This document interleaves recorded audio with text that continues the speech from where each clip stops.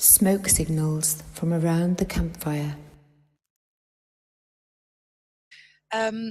Yeah, I think it's been really interesting watching politics, and it's been really interesting that feeling like they're having the same argument that they've been having since the 1800s, and how polarized it is, and how the lines of division, people possibly have even, and they haven't forgotten why it is that they're holding those particular camps, because they keep on going on creating the polarization. But and what feels funny about it, apart from the feeling of sort of the death of a particular kind of oppositional party politics, is that it is a little bit like arguing parents over whole children, and actually the children having very clear needs and direction for what they need support with. And so I suppose I've been thinking about the children as also being the land of the UK, England, Scotland, very strongly Wales and Ireland, and feeling there's other like patterns in that narrative of our relationship with this landscape and our ability to listen to the needs of this landscape. So there's pivotal points. I mean, I could flag up, people have their own feelings of what those are, but I could flag up, what we did with the in World War II when we dig for victory, and we got rid of, we dug up all the meadows. The use of fertilizers and pesticides would be things where our relationship with the land is really directly affected by policy, but also the forests, the waters, and the legacy effects of our effects on other land masses. So empire, and if you're looking at what we actually need as a landscape, it feels really important to heal what it is we've done. And I don't just mean through really cool earth regenerative landscape practices in the UK, though I do, but I also mean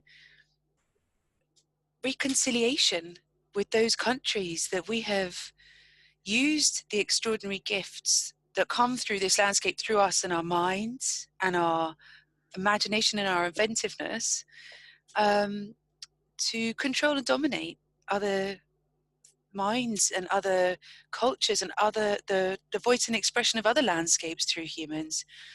And I would really love to see a little bit less focus on Brexit,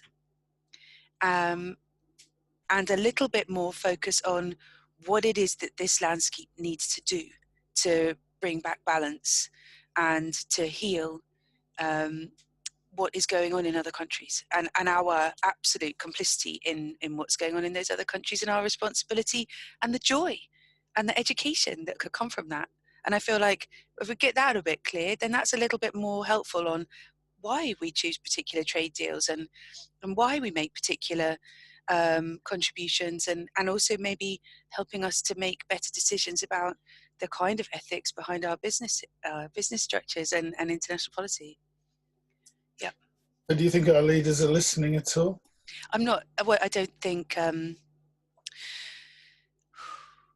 I think that they're in a really difficult situation, and that they're acting out a crazy scenario. I would really hope that they had better conflict resolution skills. But maybe it's just a mess because, once you open that can of worms, it was going to be a mess.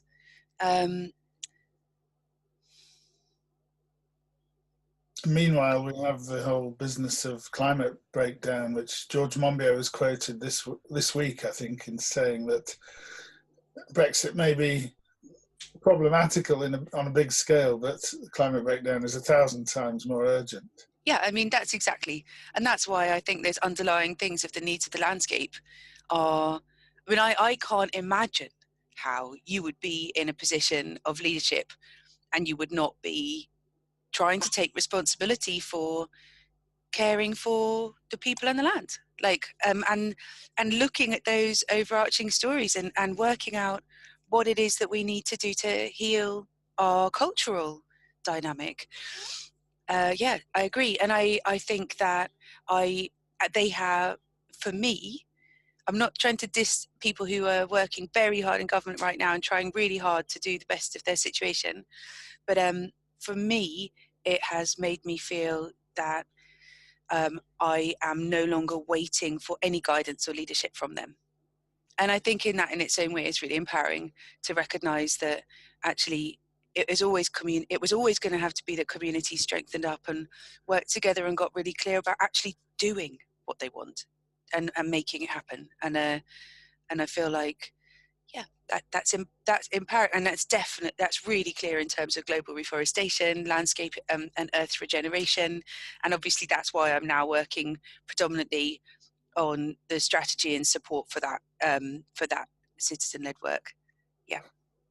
So there's talk this week of Extinction Rebellion moving towards zero carbon by 2025, which is common knowledge already, but they're now talking about citizens' assemblies to do this, and they're getting pretty well organised from what I can tell in terms of their research and getting this idea off the ground.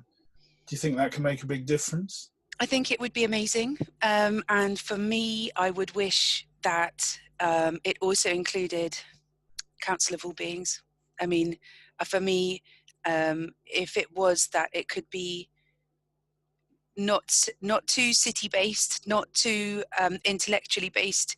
I mean, obviously all of those things are really strong and powerful, and I'm totally excited by how well thought through the theories behind how that citizen structure can, that assembly can be held well.